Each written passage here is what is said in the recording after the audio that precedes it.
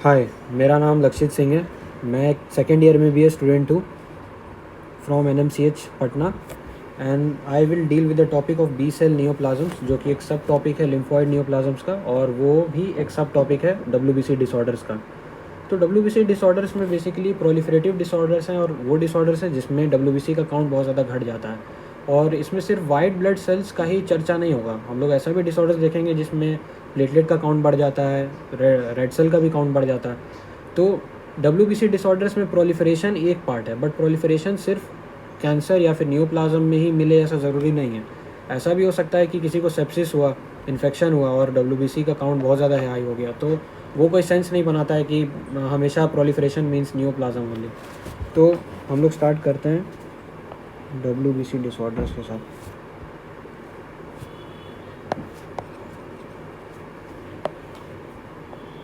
WBC disorders. अब जो WBC disorders हैं उसमें मेरे को बेसिकली बात करना है लिम्फॉइड नियोप्लाज्म्स पे। एक माइलॉइड नियोप्लाज्म्स भी होता है, लेकिन अभी लिम्फॉइड पे फोकस करेंगे क्योंकि उसी के अंडर हमारा बी सेल आता है, मतलब बी सेल नियोप्लाज्म्स सारा आता है। तो उसी में बी सेल नियोप्लाज्म्स आता है और टी सेल नियोप्लाज्म्स भी आता है, लेकिन अभी फोकस बी सेल नियोप्लाज्म्स पे है। ये लेक्चर का मोटिवेशन ये है, और ये लेक्चर इसलिए बनाए क्योंकि हर किसी को एक ओवरव्यू मिल जाए कि बेसिकली लिम्फोमास जो कि बी सेल होते हैं वो कहाँ से ऑरिजिनेट कर रहा है, उसका सेल मार्कर क्या है, और क्यों है कि उसका बिहेवियर वो ज़्यादा एग्रेसिव है, वो ज़्यादा इंडोलेंट है, या फिर वो स्लो ग्रोइंग है। ऐसा क्यों होता है कि वो है, और सेल मार्कर भी है तो स्पेसिफिकली क्यों है, क्योंकि जो भी पैथोलॉजी है वो नॉर्मल की ही एबनॉर्मेलिटी है। नॉर्मल ही जब नॉर्मल हो जाए तभी वो पैथोलॉजी बन जाता है। तो इसमें भी कुछ ऐसा नॉर्मल सिस्टम ही था जिसके थ्रू, जिसके दायरे में रहते हुए कोई चीज़ अब नॉर्मल हो गया, इसीलिए हम लोग को नियोप्लाज्म देखने को मिला। तो बी सेल नियोप्लाज्म में हम लोग आगे बढ़ते हैं। तो बी सेल नियोप्लाज्म होता है, टी सेल नियोप्लाज्म होता है। अब एक बेसिक चीज़ पे बात करना है। हम लोग जानते हैं कि एक प्लूरीपोटेंट हेमाटोपोएटिक स्टेम सेल होता है, इसका न्यूक्लियस बड़ा होता है, और एक मल्टीपोटेंट हेमाटोपोएटिक स्टेम सेल होता है जो इससे बनता है। फिर मल्टीपोटेंट हेमाटोपोएटिक स्टेम सेल से एक लिम्फॉइड प्रोजेनिटर बनता है, लिम्फॉइड प्रोजेनिटर। और फिर हम लोग को देखने को मिलता है एक माइलॉइड प्रोजेनिटर।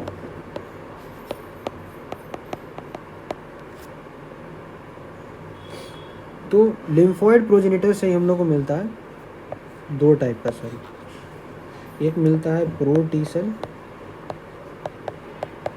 और प्रो बी सेल, जो कि बाद में जाके डिफरेंशिएट करते करते टी सेल बना देता है, और ये भी डिफरेंशिएट करते करते एक नाइव बी सेल बनाता है, नाइव बी सेल। और फिर ये दोनों सेल लिम्फ नोड में जाता है, हम लोग का टी सेल और नाइव बी सेल, और दोनों ही जाकर के लिम्फ नोड में डेवलपमेंट के थ्रू, प्रोसेस के थ्रू जाता है, जिसमें ये finally full fledged plasma cell बन जाता है। और T cell cytotoxic cell, helper cell, regulatory cell बन के आता है। एक्चुअली उतना डेवलपमेंट लिम्फ नोड में होता नहीं है, क्योंकि टी सेल का मेजॉरिटी ऑफ डेवलपमेंट जहाँ तक हम लोगों ने पढ़ा होगा वो थाइमस में हो जाता है। बट स्टिल थोड़ा सा एंटीजन प्रेजेंटेशन ये सब चलता है टी सेल में, ताकि वो समझ सके कि हाँ सेल्फ एंटीजन कौन सा है, नहीं है। उसकी प्राइमिंग तो हो ही जाती है कि उसको कैसे रिएक्ट करना चाहिए, बट स्टिल वो स्टिमुलेशन उसको चाहिए ना, तभी तो वो इंटरल्यूकेंस प्रोवाइड करेगा और एक्ट कर पाएगा, और फिर वो बी सेल के साथ इंटरेक्शन कर पाएगा। तो यहीं पे लिम्फ नोड का रोल आता है। अब लिम्फ नोड पे बात करते हैं। वैसे माइलॉइड प्रोजेनिटर जो है, इसी से हमारा माइलॉइड नियोप्लाज्म्स आता है, जिसमें प्रोमाइलोसाइटिक ल्यूकीमिया ये सब होता है, लेकिन अभी बी सेल नियोप्लाज्म पे फोकस करना है। तो उसके पहले एक चीज़ पे चर्चा करना होगा, वो है लिम्फ नोड।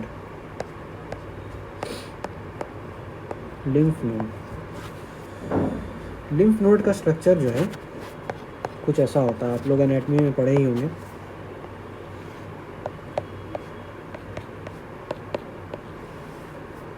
और लिम्फ नोड में दो रीजन्स होता है, एक एफेरेंट चैनल्स होता है एक्चुअली, जहाँ से बी सेल टी सेल आ रहा है, और एक अफेरेंट चैनल होता है और एक ईफेरेंट चैनल होता है। ईफेरेंट चैनल जिससे टी सेल बी सेल बाहर आ रहा है, निकल रहा है।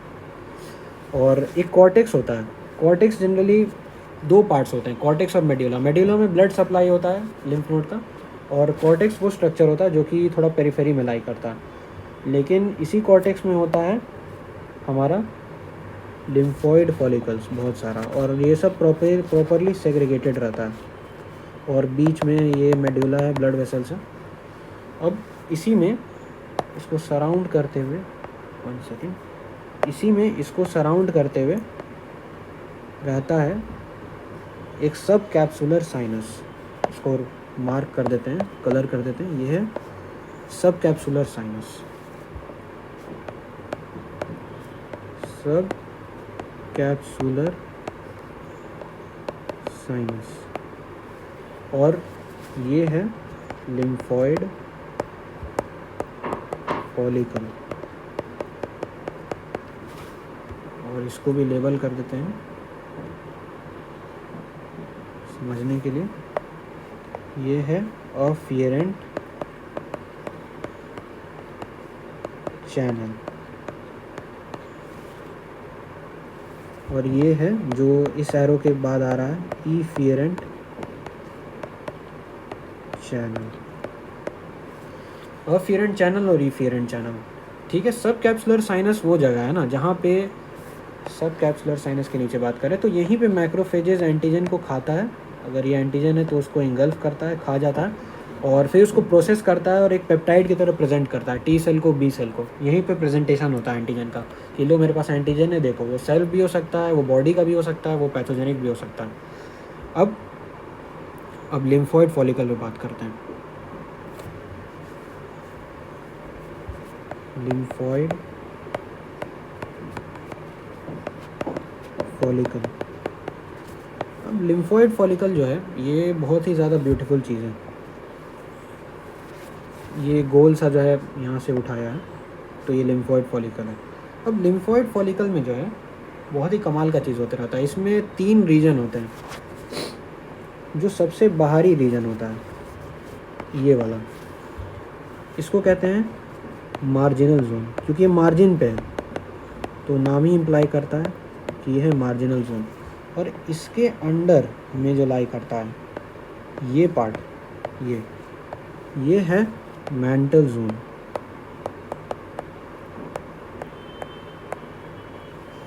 और बीच में जो ये पार्ट है ये है फॉलिकुलर जोन, या फिर इसको वॉर जोन भी कह सकते हैं। वॉर जोन क्यों कहा जाता है ये भी आप लोग समझिएगा बाद में, अभी इसी लेक्चर में।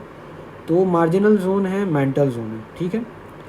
अब बी सेल जब बाहर से आता है, अभी बी सेल के ऊपर बात हो रही है तो बी सेल का ही बात करेंगे। जब ये नाइव बी सेल आता है, अगर मार्जिनल जोन का ही बात करें अलग से, तो मार्जिनल जोन में वो घुस सकता है। वैसा कुछ परमिशन रेगुलेट, मतलब वैसा कोई रेगुलेशन नहीं है। बी सेल यहाँ तक आ सकता है, और क्योंकि वो एंटीजन कुछ लेके ही आया होगा, लेकिन ठीक है अभी कुछ वैसा कुछ नहीं। बी सेल अगर उसके पास एंटीजन नहीं भी है तभी भी वो आ सकता है।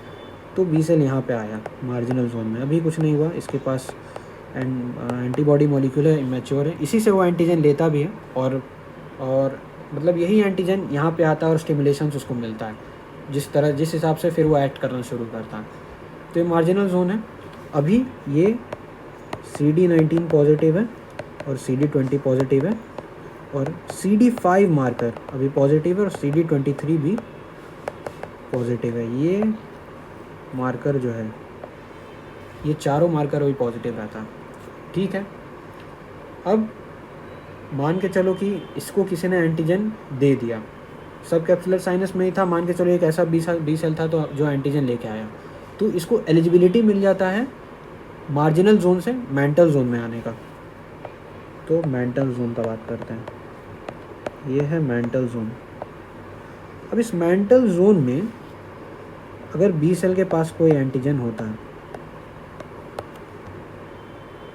यहाँ पे एंटीजन नहीं है, अगर बी सेल के पास कोई एंटीजन होता है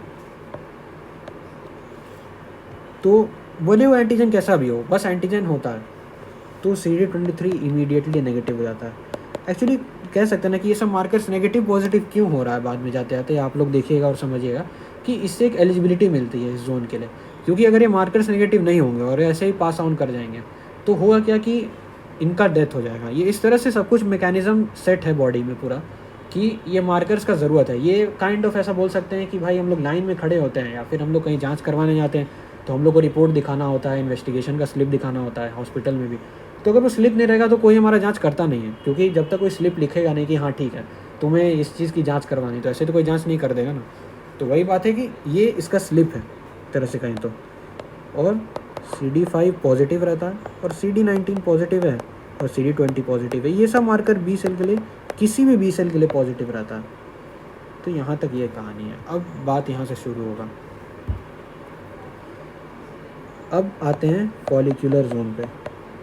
फॉलिक्यूलर जोन, अब अगर सेल फॉलिकुलर जोन में आता है, ठीक है, तो वो ऐसे घुस नहीं सकता। मतलब अगर ये एंटीजन था तो यहाँ तक ठीक था, वो यहाँ तक रह सकता है। लेकिन अगर वो इसको यहाँ से फॉलिकुलर जोन में आना, तब उसका एंटीजन सेल्फ एंटीजन से काम नहीं चलेगा। उसको सेल्फ एंटीजन नहीं ना हो करके पैथोजन होना चाहिए, तभी उसे फॉलिकुलर जोन में एंट्री मिलेगी। क्योंकि ये जोन वो है जो कि एकदम डेडिकेटेड है एंटीबॉडी प्रोडक्शन के लिए। दैट टू मतलब एक नॉर्मल ह्यूमन बीइंग में तो फॉलिकुलर जोन एंटीबॉडी प्रोडक्शन के लिए पैथोजन के लिए डेडिकेटेड होता है ना, मतलब सेल्फ एंटीजन के लिए थोड़ी डेडिकेटेड होगा। तो वही बात है कि अभी फॉलिकुलर जोन में वो घुस जाता है अगर पैथोजेनिक है तो। अब अगर टी सेल नहीं, बी सेल के पास एक एंटीजन है और ये पैथोजेनिक है, इस एंटीजन को मान के चलो हम लोग कहते हैं स्ट्रेप्टोकोकस है।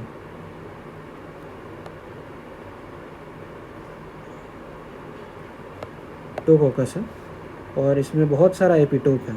एंटीजन के मल्टीपल एपिटोप्स होते हैं जो बाइंडिंग रीजन्स होता है। तो अभी बी सेल कहता है कि ठीक है मेरे को एंटीबॉडी बनाना होगा, लेकिन बहुत सारा बनाना होगा, बहुत टाइप का बनाना होगा और हर एक एपिटोप के लिए बनाना पड़ेगा। क्यों? क्योंकि हो सकता है कि हर एक एपिटोप के लिए जब एंटीबॉडी बनाएंगे ना, तब हम लोग को पता चलेगा कि कौन सा ऐसा एंटीबॉडी है जिसका परफेक्ट बाइंडिंग हो रहा है। हर एपिटोप हर एंटीबॉडी से जुड़ जाए ऐसा ज़रूरी नहीं है।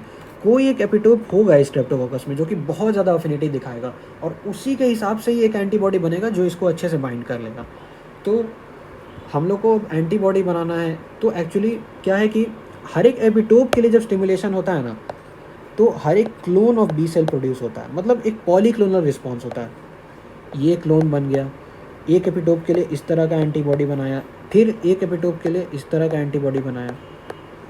सॉरी डायग्राम ना ब्यूटीफुल नहीं है, लेकिन फिर दूसरे एपिटोप के लिए इसका कलर चेंज कर देते हैं, ऐसा बना दिया, या फिर इसके लिए एक और कलर लेते हैं, या फिर मान के चलो इसके लिए ऐसा बनाया इस एपिटोप के लिए। तो ऐसे वो बनाते रहता है। तो अब ये सेल तो वैसा लग नहीं रहा कि मतलब ये तो बहुत ज़्यादा डिवाइड भी कर रहा बना रहा है। तो ऑब्वियसली कोई सेल अगर ज़्यादा डिवाइड करता है तो हम लोग में चुल मचा होता है कि हम लोग इसको ब्लास्ट सफिक्स देते हैं और ये बन जाता है सेंट्रोब्लास्ट। अब सेंट्रोब्लास्ट बन गया, बहुत ज़्यादा डिवाइड भी कर रहा है, ठीक है। डीएनए में चेंजेस तो प्रोड्यूस करेगा ही। अब अगर डीएनए में चेंजेस प्रोड्यूस करेगा तो हो सकता है कि हम लोग कोई म्यूटेटेड सेल भी प्रोड्यूस कर दें। हो सकता है कि भाई ये सारा सेल थोड़ी परफेक्ट होगा, ये ग्लैडिएटर मैच है, सब लोग एक दूसरा को मार रहा है, पीट रहा है। कोई परफेक्ट योद्धा या फिर वो परफेक्ट हीरो जो निकल के आएगा वो हम लोग को चाहिए। तो बॉडी को परफेक्शन चाहिए। अगर वो थोड़ा भी इंटरमीडिएट एंटीबॉडी बना तो उससे काम नहीं चलाएगा। वो जो सेल प्रोड्यूस कर रहा है वो उसको तुरंत चाहिए कि वो मर जाए। तो उसके लिए हम लोग BCL2 को नेगेटिव कर देते हैं। अब BCL2 एक एंटी एपोप्टोटिक प्रोटीन होता है। अगर BCL2 नेगेटिव होगा तो एपोप्टोसिस आराम से हो पाएगा और ये सारा सेल मर भी पाएगा, ठीक है। ये बात हुआ। और फिर हम एक और चीज़ को पॉजिटिव कर देते हैं, वो है मिक। अब जो मिक एंटीजन है वो वॉरबर्ग मेटाबॉलिज्म के लिए रिस्पॉन्सिबल है, जो कि कैंसर सेल्स में होता है, क्योंकि बहुत ज़्यादा डिवाइड करना होता है, और स्टेम सेल्स में भी होता है क्योंकि वो भी बहुत ज़्यादा डिवाइड करते हैं। तो मिक इसमें पॉजिटिव हो जाता है। फिर एक और मॉलिक्यूल है CD10 और BCl6। अब CD10 और BCl6 जो है ना, ये क्या करता है, अगर आप DNA में चेंजेस प्रोड्यूस कर रहे हो, ठीक है, तो हो सकता है कि चूँकि आप DNA में चेंजेस प्रोड्यूस कर रहे हो तो एक गार्डियन होता है जीनोम का, वो है TP53, वो ट्यूमर सप्रेसर जीन होता है। तो वो ऑब्वियसली चेंजेस को तो प्रोड्यूस नहीं करने देगा ना, वो गार्डियन है जीनोम का, वो चाहता है कि मेरा जैसा जीनोम है वैसा ही रहे, चेंजेस बिल्कुल नहीं है। जैसे बाय द वे जो चेंजेस होते हैं ना सेंट्रोब्लास्ट में, इसमें VDJ रिकॉम्बिनेशन होता है, DNA लगातार बदलते ही रहता है। VDJ रिकॉम्बिनेशन, एक्चुअली आप पढ़े होंगे कि DNA में क्रोमोसोम 14 पे एक रीजन होता है जहाँ पे VDJ रीजन्स होते हैं DNA में, और ये तीनों एक दूसरे में चेंज होते ही रहते हैं। इसके लिए एक एंजाइम होता है एडेनोसिन डीएमिनेज जो कि ये करवाता है। तो आप DNA में चेंजेस प्रोड्यूस कर रहे हैं, आप म्यूटेशंस ला ही सकते हैं, और हो सकता है कि T53 एक्टिवेट हो जाए, वो कहे नहीं नहीं तुम एपोप्टोसिस कर जाओ। थोड़ा भी चेंज आए तो बोले नहीं, अरे इतना भी चेंज नहीं करने देंगे, तो इतना भी चेंज नहीं करने देंगे तो कैसे बनाएंगे परफेक्ट एंटीबॉडी। इसीलिए CD10 और BCL6 इस TP53 ट्यूमर सप्रेशन जीन को इनिबिट करने के लिए होता है। अब ठीक है, ये सब हुआ तो सेंट्रोब्लास्ट डिवाइड किया और वो बहुत सारा सेंट्रोसाइट बनाया, लेकिन सारा सेंट्रोसाइट तो परफेक्ट नहीं होगा। हम लोग ये चुनते हैं, मान के चलो इस सेल को सुनते हैं, ये इसने परफेक्ट एंटीबॉडी क्रिएट किया तो बाकी सारे सेल मर गए। अब ये चूँकि ये सेल ये एलिजिबल हो जाता है, ये जो सेंट्रोसाइट है ना ये एलिजिबल हो गया है, ये सारा वॉर जीत के आया। इसका दूसरा कलर देने दो, ये सारा वॉर्स जीत के आया है इसलिए एलिजिबल है। तो क्या मैं चाहूँगा कि अगर इस सेल के पास एक प्रीशियस इन्फॉर्मेशन है एंटीबॉडी का, इसकी जेनेटिक इन्फॉर्मेशन भी बहुत प्रीशियस है क्योंकि उसने वो अफिनिटी वाली एंटीबॉडी प्रोड्यूस की है जो अभी तक नहीं हो पा रहा था, तो मैं चाहता हूँ कि सेल प्रिजर्व्ड हो। मैं उसके लिए क्या करूँगा, मैं चाहूँगा कि एपोप्टोसिस इसमें ना हो, मैं BCL2 को एक्टिव कर दूँगा। ठीक है, एपोप्टोसिस नहीं होगा, लेकिन फिर भी इस एंटीबॉडी में भी बहुत कमी है। इस एंटीबॉडी ये अभी भी IgM क्लास का है। हो सकता है भाई कि मुझे IgG चाहिए, हो सकता है मेरा पैथोजन पैरासाइट हो, मेरे को एक IgE चाहिए होगा, उसके लिए क्लास स्विचिंग करना पड़ेगा, और अभी तक ये T सेल से मिला भी नहीं है, और T सेल से ही वो स्टिमुलेशन आता है जिससे क्लास स्विचिंग होता है। तो इसके लिए अभी हम नहीं चाहेंगे कि भाई तुम एंटीबॉडी बनाओ, ठीक है जेनेटिक इन्फॉर्मेशन है, तुम प्रेशियस हो अभी रखो, लेकिन you still need some little bit training, अभी कुछ ट्रेनिंग चाहिए। तो उसके लिए हम फिर CD10 और BCL6 को एक्टिव कर देते हैं, और ये दोनों इनिबिट करता है एंटीबॉडी प्रोडक्शन को, सप्रेस नेगेटिव साइन एंटी वो सप्रेशन को दिखाता है, एंटीबॉडी प्रोडक्शन। ठीक है, अभी सेंट्रोसाइट बन गया, सेंट्रोसाइट, और जब ये सेंट्रोसाइट एलिजिबल हो जाता है, मतलब जब इसमें क्लास स्विचिंग ये सब के लिए एलिजिबल हो जाता है, बोलता है ठीक है इतना कुछ तो है पर क्लास स्विचिंग भी तो करवाओ, तो T सेल आता है। अब जब T सेल आता है तो T सेल का बात करते हैं, अच्छा सा डायग्राम बनाएंगे। T सेल बहुत इंपॉर्टेंट है ये सेल, B सेल के लिए। T सेल आता है तो T सेल के पास भी बड़ा न्यूक्लियस होता है, लेकिन वो एंटीबॉडी नहीं होता, उसके पास रिसेप्टर्स होते हैं MHC रिसेप्टर, जिससे फिर एंटीजन उसको प्रेजेंट होता है। तो उसको भी यही एंटीजन प्रेजेंट हुआ होगा, वो समझता है, गहराई से बात को समझता है कि ठीक है स्ट्रेप्टोकोकस है, पॉलीसैकेराइड एंटीजन है, इसमें ऑप्सनाइजेशन करना होगा, फैगोसाइटोसिस चाहिए होगा। तो वो साइटोकाइंस जब ये सेल जो है, जब इसमें क्लास स्विचिंग हो रहा होता है, तो T सेल ये क्लास स्विचिंग करवाने के लिए बहुत सारे इंटरल्यूकिन रिलीज़ करता है, प्रॉब्ली आई गेस इंटरल्यूकिन 2 था। तो अब जो सेल है ना, जो अब सेंट्रोसाइट नहीं रह जाता है जिसमें क्लास स्विचिंग हो रही है, ये हो रही है, ये लिम्फोप्लाज्मा साइट बन जाता है,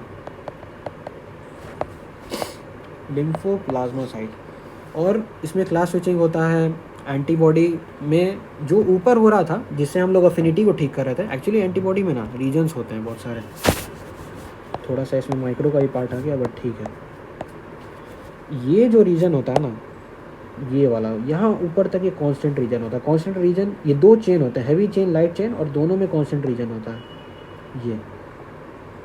और ये जो होता है ना, ये वेरिएबल रीजन होता है, ये बहुत ज़्यादा वेरी करता है, और यही एंटीबॉडी की एफिनिटी डिसाइड करता है। But this thing decides the class, जो मैंने ऑरेंज में हाईलाइट किया, और ये बहुत ज़्यादा इंपॉर्टेंट है इफेक्टर पर फंक्शन के लिए। तो अभी लिम्फोप्लाज्मा साइट में एंटीबॉडी तो बनने लगा, ठीक है, ये कहता है कि चलो ठीक है सब चीज़ सही है। बाय द वे मैंने एक और चीज़ मिस कर दिया है, हाँ, फॉलिकुलर जोन में ना जब वो घुस जाता है और जब वो कंफर्म हो जाता है ना कि वो पैथोजेनिक एंटीजन है, तो CD5 भी नेगेटिव हो जाता है, CD23 नेगेटिव हो गया, CD5 भी नेगेटिव हो जाता है।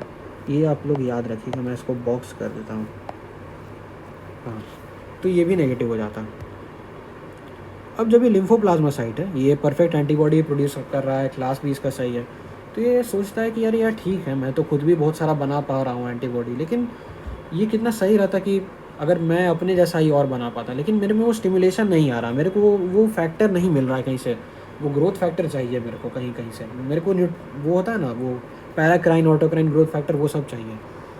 तो लिम्फोप्लाज्मासाइट दिमाग लगाता है और वो बोन में जाता है। अब बोन में होता है असली कहानी शुरू।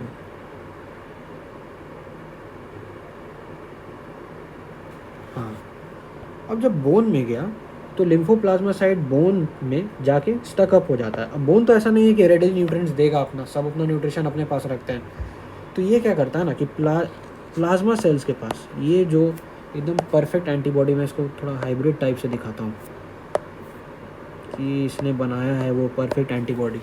तो इसके पास कुछ क्लॉइंग फैक्टर्स होते हैं जिससे बोन मैरो में थोड़ा सा एक माइक्रो डैमेज प्रोड्यूस करता है। उस माइक्रो डैमेज के कारण क्या होता है कि वो, अगर तुम किसी भी चीज़ में डैमेज करोगे तो हीलिंग होता है, और जब हीलिंग होता है तो क्या होता है, साइटोकाइंस ग्रोथ फैक्टर्स रिलीज होता है। उसी ग्रोथ फैक्टर का फ़ायदा ये उठाता है ये, और ये ग्रोथ फैक्टर्स को यूज़ करके मल्टीप्लाई करने लगता है।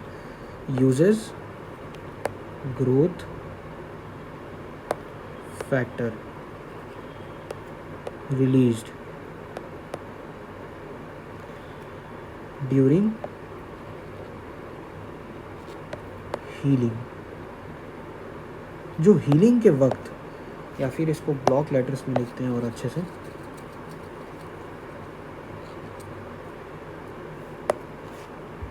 Uses growth factor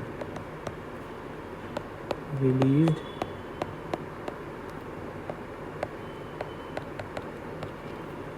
during healing.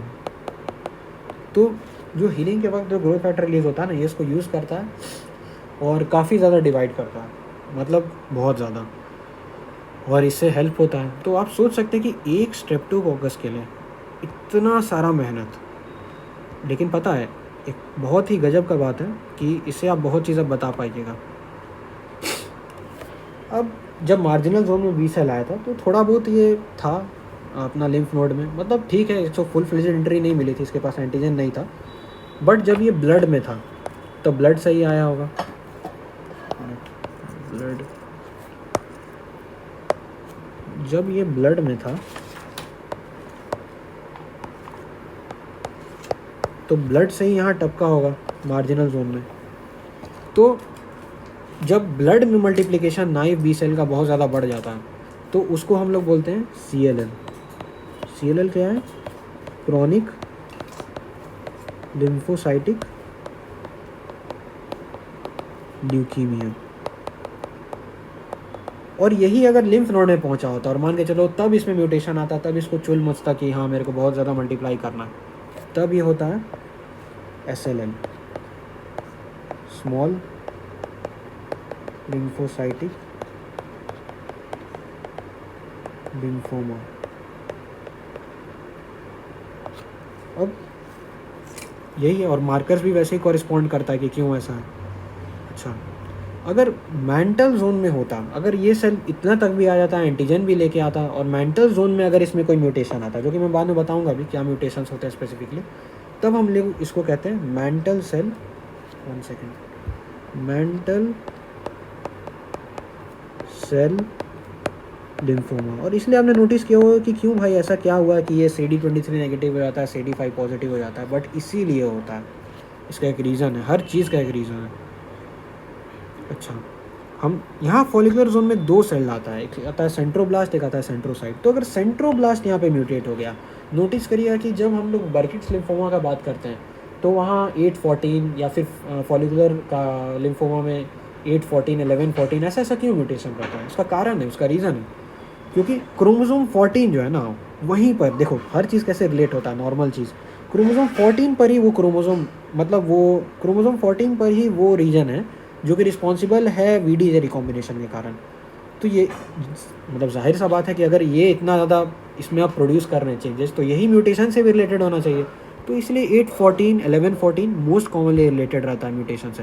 तो जो सेंट्रोब्लास्ट से अराइज होता है उसको हम लोग बर्किट्स लिम्फोमा कहते हैं, कि अगर सेंट्रोब्लास्ट में कोई म्यूटेशन हो गया, शायद 8-14 ही होता है उसका, क्रोमोसोम 8-14 का ट्रांसलोकेशन होता है, इसीलिए उसको बर्किट लिम्फोमा कहते हैं। और ये मार्केट होता है MYC positive, CD10, MYC positive, BCL2 negative. क्यों? तो अब सब कुछ मेक सेंस कर रहा होगा। और जब सेंट्रोसाइट से हो जाए, ये मेरा सेंट्रोसाइट है, तब इसको कहते हैं फॉलिक्यूलर लिम्फोमा। Follicular lymphoma.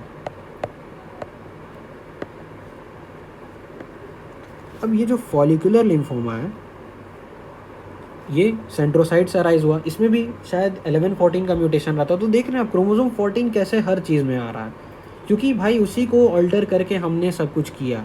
तो क्रोमोसोम 14 के ही आसपास सारे म्यूटेशंस होने चाहिए, जाहिर सी बात है, तो याद करने का भी कोई ज़रूरत नहीं। अब आते हैं प्लाज्मा सेल पे। अब मल्टीपल माइलोमा में अगर आपने थोड़ा सा ही पढ़ा होगा तो सोचते हुए कि ये पंच्ड आउट लाइटिक लीजन्स क्यों हो रहा है, कारण होना चाहिए। तो उसका कारण है, उसका कारण अभी तो बताया कि प्लाज्मा सेल जो है मल्टीप्लाई करने के लिए, जब एक नॉर्मल प्लाज्मा सेल जो म्यूटेटेड नहीं है, जो कैंसरस नहीं है, वो जब मल्टीप्लाई करता है तो वो थोड़ा थोड़ा डैमेज करता होगा ना बोन को, जो कभी पता भी नहीं चले, उतना तो हील भी हो जाता है, उतना तो थोड़ा थोड़ा हमेशा हमारा बॉडी डैमेज होता रहता है।